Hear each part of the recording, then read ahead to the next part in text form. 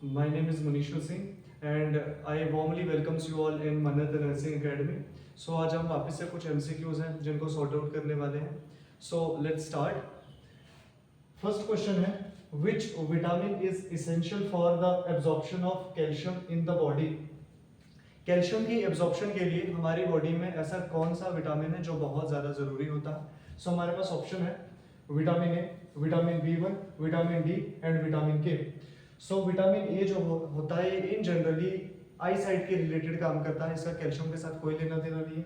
Similarly vitamin B1 ये भी कुछ एंजाइम की सिंथेसिस वगैरह करवाता है, इसका भी कैल्शियम से कोई लेना देना नहीं है. Next is vitamin D. So vitamin D एकमात्र ऐसा विटामिन है जो क्या करता है, कैल्शियम की एब्जॉर्प्शन में हेल्प करता है. And vitamin K in generally ये क्लॉटिंग फॉर्मेशन में हेल्प करवाता है. So answer is vitamin D. Next question है what is the normal range of serum creatinine in adult female?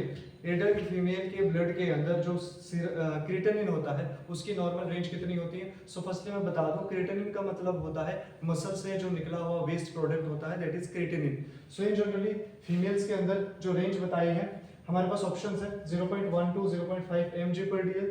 Next is 0.5 to 1.1 mg per dl. Next is 1.2 to 1.8 mg per dl and last one is 1.8 to 2.5 mg per dl. So normal range female adults के अंदर जो creatinine का होता है that is approximately 0.5 to 1.1 mg per dl. और mails की बात करें तो मेल्स में होता है 0.7 to 1.3 mg per dl. Gender के बेसिस पे थोड़ा सा स्लाइडली अप एंड डाउन होता है, मेल्स में थोड़ा सा हायर रहता है as compare to females. Now next questions.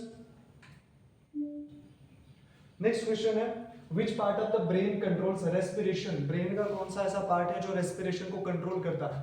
Option है सेरिब्रम, सेरिबेलम, मेडुला ऑब्लोंगेटा और थैलेमस.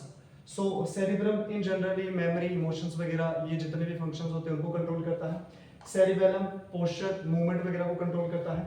थैलेमस की बात करें तो थैलेमस भी जनरली अदर जो फंक्शंस होते हैं बॉडी के वो करता है. यहाँ पे जो आंसर है that is C, medulla oblongata. ये क्या करता है, इनवॉलंटरी ब्रीथिंग पैटर्न जो होता है हमारी बॉडी का उसे कंट्रोल करने का काम करता है. दैट मींस रेस्पिरेशन में कहीं ना कहीं इसी का रेगुलेशन रहता है. So next question is which is a positive sign of pregnancy? अगर किसी फीमेल में प्रेगनेंसी हुई है तो पॉजिटिव साइन क्या होगा जिससे इंडिकेट और कंफर्मेशन 100% हो जाता है कि फीमेल प्रेग्नेंट है?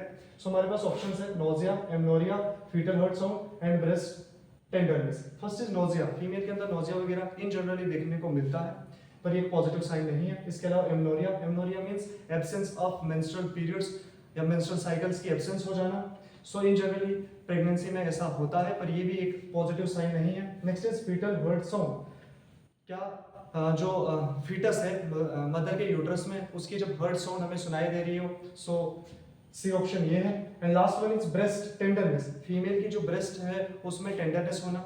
सो इसका जो पॉजिटिव साइन है that is fetal heart sound. जैसे ही हमें फीटस की हर्ट साउंड सुनाई दे दे दैट कंफर्म्स की फीमेल क्या है, प्रेग्नेंट है. बाकी भी साइंस हैं पर ये लेटर ऑन होते हैं. इन जनरल जो कंफर्मेटिव साइन है that is fetal heart sound.